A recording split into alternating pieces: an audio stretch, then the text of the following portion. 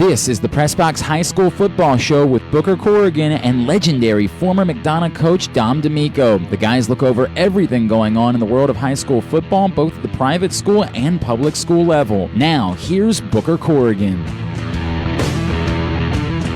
Hey now, what a weekend! We had a great weekend of high school football in and around Baltimore City. We had some great stuff down in D.C. happened. I'm Booker Corrigan, alongside me, Dom Damico, and we are coming to you from the live Casino Hotel studios. Thank you so much to our valuable sponsors, Weiss Markets, Glen Burnie Transmissions, the United States Army, and of course the Belt Car Health 5K. The Baltimore Running Festival just took place. But before we get to any of that, Dom Damico, there's one person in your life who made a huge difference. Your mom, and it's her birthday today. Where would you be without her? Nowhere, right?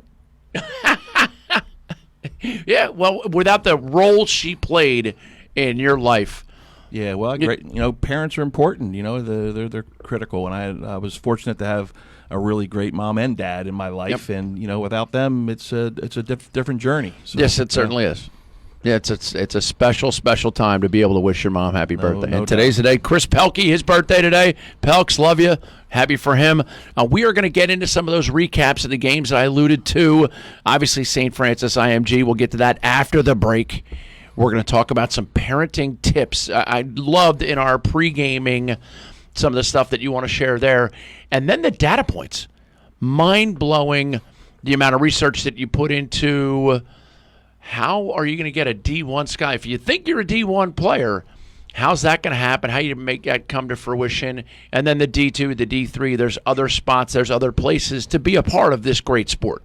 Yeah, no doubt. So I think in starting, like last week, we kind of threw out some ideas about parents, you know, when not to have kind of approach coaching. Yep. So like every week, I want to kind of just touch on a couple more. So I think that the two I want to talk about today, the first one is I really think parents should teach their kids to talk to adults that are in charge themselves first. They need that skill set. That skill set will carry over in life for them. So don't be texting the coach. Don't be talking to the coach in the parking lot. Don't be emailing the coach. Teach your kid how to walk up to adults and have an adult conversation, even though they're young people. And it's hard for them because they're apprehensive. And if they can break through that and become comfortable with the coach, I can use my own scenario. My son Cole's a Goucher. I took him for a visit, and he and Coach Kelly started chit-chatting, and it was the three of us for a second. And Coach Kelly looks at me and goes, I got to take him over to this other building across campus. I'll see you in a minute. And the two of them, like I sat there proudly and watched them walk away, chit-chatting the whole time. You have to be comfortable talking to an adult, and it's just experience. How do you get kids that experience of sitting down with a coach and saying, how can I do things better? Yeah, and I think the parent's job is to teach the kid how to kind of approach the adults, and also kind of like the first couple sentences or the first couple lines can't be about, how come I'm not playing? Yep. Or it needs to be, what can I do better? What do I need to work on? What am I doing wrong? I think if you start from that perspective and you throw that into your kid's toolbox instead of you going to the coach, it'll really mean a lot for that kid's long after they're done playing. It'll really help them in their career. And it's really going to help them too because they learn that lesson of practice. Because that's what the coach is going to tell them. The coach isn't going to say, oh, well, I'm not a practice player. Then you're not a game player either. Yeah, I haven't met a coach yet that plays the bad practice players. So, if you practice well, you play well. Yep. The players are going to play the players that do the best in the practices. So, yeah, that's where you need to improve for the most part. There might be some off-the-field issues that you got to deal with, but for the most part, coaches in every sport are playing their best practice players. And we got Franklin head coach Anthony Burgos calling in at about 12:35 today. That'll be exciting. Nice to catch up with him.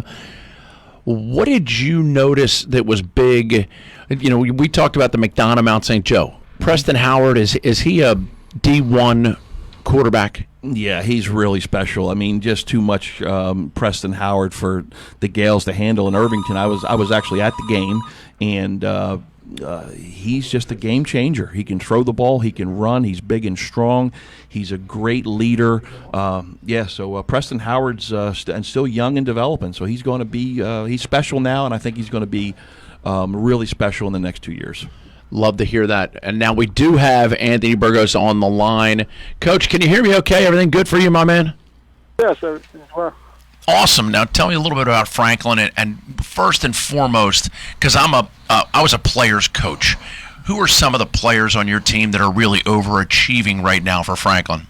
I think we had a named couple. Our quarterback, Roman Brown, Damon David. We got guys on the offensive line that are been 3-year starters who've been doing really well. Isaiah Lewis, Noah Lewis. And let's talk a little bit on the other side of the ball defensively. We got your defensive coordinator, Dom Damico. First question for you, and it's just simply a yes or no question. Has his headset hit the turf yet? No. Good. So things are okay in that regard. Let's talk defensively. Who are some of your guys that are just shining for Franklin right now? I think we look at our back seven guys. We got Xavier Coakley, who's doing a tremendous job. We got Damon David, like I said, playing free safety. He's really like the quarterback of the defense. We got guys like Isaiah Hopkins, who, Coach D'Amico's found roles for him. And then defensive end, Montre Harris has been, a big help for us, coming off the edge. We got inside plug guys, Isaiah Lewis and Shawan Lewis in there. Coach, this is Coach D'Amico. I know I've been watching your schedule for the past 5 or 6 years, and everyone knows that Franklin has never backed down from anybody. You guys played DeMatha, play McDonough, play Calvert Hall, play a top-notch schedule, and this week you play Mount St. Joe. Talk to me about your philosophy of really wanting to play those top-notch programs in the state. Yeah, I think it's more for our kids. Give them an opportunity to compete against the best and get an opportunity to to show their talent. Against the MIAs and the other private schools. As we're talking about public school, we really, the public school drive is all geared towards the playoffs, so we don't get an opportunity to, play Damascus and Ligano and some of those teams in the Montgomery area. So for us, I took it as let's play as many private schools as possible, get our kids ready, and give them an opportunity to compete for something bigger, and give themselves the opportunity to shine on the big stage. When we talk about recruiting, we talk about a lot of coaches, it's an opportunity for them to show, hey, this is what, not only did I do well in our league, but this is how I played against some of the other private schools. Franklin High School head coach Anthony Burgos joining us here on the PressBox High School Football Show. Coach, one of the things that I like to pound into our listeners is coach's job is to help each individual player become the best version of themselves and help that team become the best version of itself. Has there been a game so far this year where you felt your Franklin Indians were the best version of themselves? Yeah, I think the Mill for Mill game, we kind of put it all together. I think that was, coming off a good stretch in the front part of our schedule with St. Anthony's and McDonough and then Dundalk. But I think we all kind of put it together in the Mill for Mill game, and showed by the score. I think that was probably the most flip side score that us and Milford has had. So I really thought we just clicked on all cylinders. All the guys were performing well. Defensively, we played very fast, and I think they're really buying into what Coach D'Amico's teaching there, and things are going well. Well, great, Coach. Well, I appreciate you calling in. I look forward to going to Mount St. Joe this weekend in Irvington, and I know it's going to be an exciting atmosphere there, and I look forward to helping Franklin win this weekend. Appreciate it. Thank you, Coach. Thanks, Coach Burgos, for joining us. What a great guy. And you could tell that he is so invested in the futures of these kids and also, more importantly, the present and getting them ready to go up against Mount St. Joe. It's going to be a battle. Well, what do you like about the way your defense is playing right now? Yeah, I think we're peaking right now. Coach Burgos is right. I think the kids in the public school systems look forward to the playoff system, which is kind of what they gauge for. And Franklin has won 3 of the last 5 state championships in the 3A. So I know the kids are gearing up towards that. It's a long season. You start August 5th or 6th, and you're still playing in December.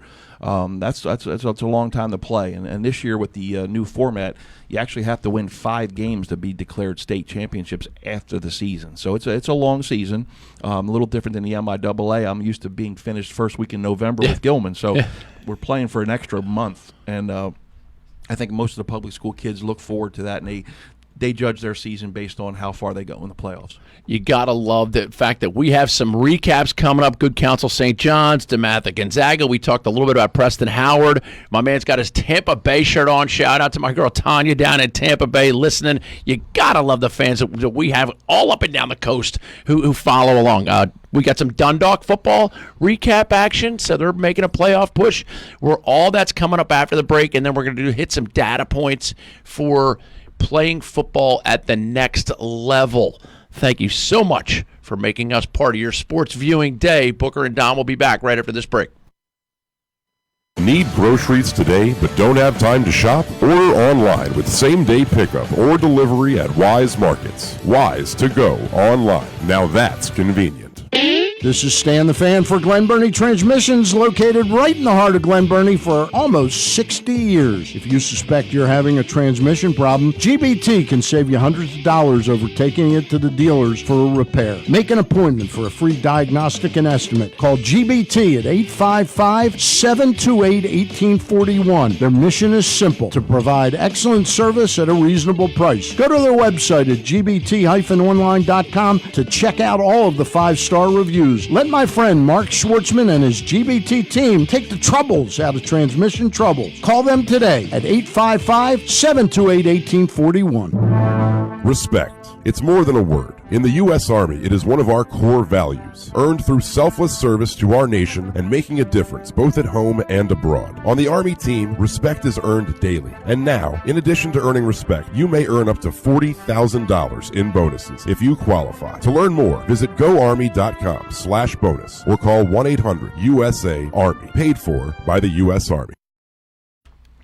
And we are back. What a great, great weekend of football. Dom, I know you got a couple guys, Cleland and Dolce. Let's give them some love because they've earned it. Yeah, no doubt.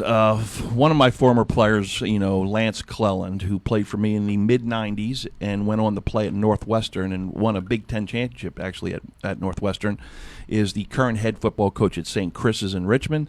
They made the journey up here to play Loyola Blakefield this weekend, and Coach Cleland took it to the Dons and got a big win. So I know it's a big win for his program, and congratulations to Coach Cleland for that. And then Eddie Dolce, again, at South River, is still undefeated at 7-0. His quarterback, David Faust, threw for 3 touchdowns, and I know Coach Dolce is looking to go deep into the playoffs this year, if not maybe win a state championship for South River. 7-0. They certainly have found a way to get the job done every time they've been called upon to do it. Now, let's get into some of the recap. I love the fact that you got former players, and it's so important to keep them in touch and in tune with the programs. Talk about a former Gilman coach, Biff Poggi, going to St. Francis and doing what he's doing, helping those kids become the best version of themselves, and they certainly had their way on Saturday against IMG. Yeah, wow. What an impressive win. A real national statement game for St. Francis to really be one score away from having a running clock on a team that won 52 of their last 53 games. It's not bad. A really impressive win. Again, Blake Corum, you watch him play, it looks like he could kind of go to Michigan right now and play. 180 yards rushing, multiple touchdowns, difficult to tackle. He's part of the passing game. He's a great blocker, hard worker, just an all-around great football player. And I know the first game I watched on television when St. Francis was playing, they asked Coach Poggi about Corum, and his answer was he's the kind of kid you win championships with. And so I think that kind of tells you, how much Coach Poggi thinks about Blake. That is a lot of respect. St. Francis were 14-7 at halftime. They made some nice halftime adjustments. They were able to really succeed in the second half. Let's go down the list. What do you like about St. John's, Good Counsel, and the evolution of that game? Well, St. John's, again, is probably the best 3-win team in the country. Their losses were just against all nation's best high school football teams. And they got a receiver down there in Rakeem Jarrett, who's an LSU commit. And wow, he is just a phenomenal receiver. And from everything that I hear from everybody in the WCAC, that all the fans down in Baton Rouge are going to really love him. He's tall, he's fast, he's explosive, he's a playmaker, and he's a great kid. So St. John's has one of the best receivers in the country, and kind of came back from a little bit of a slow start in that game, but did come up with the win. It's funny to hear you say they're the best 3-win team in the country, and I've had the same thing happen in other sports where you see a team that just has all the pieces and they do unbelievably well. They just find, they snatch defeat out of the jaws of victory, unfortunately. So it's interesting to see that. DeMatha Gonzaga. Who were stars in that one? Oh, well, Gonzaga is really coming back off of that 5 overtime loss, which I know that stung. And then again, being able to go right back and have to play DeMatha is a difficult task. But their quarterback, Caleb Williams, is special. Another 4-touchdown performance. That young man already, as a junior, has offers from Georgia, Alabama, Stanford, and Penn State. So you probably can stop at the first two, but you throw Stanford in there, so he's obviously doing well academically and not just running for touchdowns. So Gonzaga has a special kid. I think when you have a kid of that caliber taking snaps for you at the high school level, you can win any game. Yeah, so you're always in it. Caleb Williams. You're always in it with Caleb. So he's fun to watch, and he's going to be really, really one of the top recruited players in the country next year. That's insane to think that you get a wide receiver going to LSU. I would think they'd be able to just get kids from local high schools that are so talented. How is the Maryland high school football scene being so aggressively recruited by top level college programs? Yeah, once you get those kids, once you get the programs developing players and you get at that national level and they start getting 4- and 5-star rival stars in these recruiting systems, the national teams find them, and they're all going after them. And you see when my years at McDonough, these Power 5 conferences were constantly showing up, not just their assistants but the head coaches. When they know you have a 5-star, 4-star level kid, they're going to come and find you. It's amazing. Like Cyrus Jones played at Gilman, and now he's playing for the Ravens. Well, Biff always had a bunch of Division I kids at Gilman, McDonough. We put out a bunch of Division I kids. St. Francis got a bunch of kids. This area is a hotbed for talent. The Baltimore, Washington area has been producing a lot of Division I talents, and a lot of coaches are saying hi to each other through the BWI International Airport and traveling around to the local high schools. It's funny. I think that the Baltimore, Washington high school football scene sneaky good. Because everybody thinks Nebraska, Oklahoma, Texas, Florida, and that's all you need. Right. But in actuality, you got D1 kids up and down. Calvert Hall Spalding, I alluded to that a little bit. Michael McNally back on the field for Calvert Hall. I love that. I'm a longtime friend with his father. That's why I bring it up, because he blew his knee out twice, and he's now back out on the field. How great is it to feel for a kid who comes back from injury just to be a part of something bigger than themselves? That's so important. And it's high school sports. It is, and it's part of the parent's job. Really, we talk about parent tidbits, but parents should teach their kid that sometimes it's more important to be involved with the team, and it's now not always about yourself. And I think that's a hard message for some kids. It's such a selfish world today, and everybody wants instant gratification and the kind of the spotlight to be on them. And football, high school football specifically, gives kids roles and teaches them to be a part of a team. And I think that's really probably one of the life skills that football does teach, high school football teaches. And last week, someone reached out to me. They want some coverage on the Dundalk Owls. What'd you learn about Dundalk? And please, if you do want your team mentioned, hit me on Twitter. It's at Booker Corrigan. Very easy. And we're happy to comply. I love people who listen to the show and say to themselves or say to me, hey, I listen to the show, love the show. Can I get a Dundalk report? Let's give them a Dundalk report. Yeah, well, I could give you a Dundalk report because we actually play them, and I watched 3 or 4 of their games, and they have some really good high-level skill players. Playoff push? Playoff push. So I think they're at the top of the mix right now, kind of getting it. They kind of made it to an 8-team playoff, so I think Dundalk will make it. But, their top players, Keon Garris and Trayshawn Ray, are really going to have to come up big. They play Patapsco this week. I think one more win, and I think they're going to probably be in the playoffs. It'll be amazing to see how well teams can do. The other thing is, obviously we had the Baltimore Running Festival.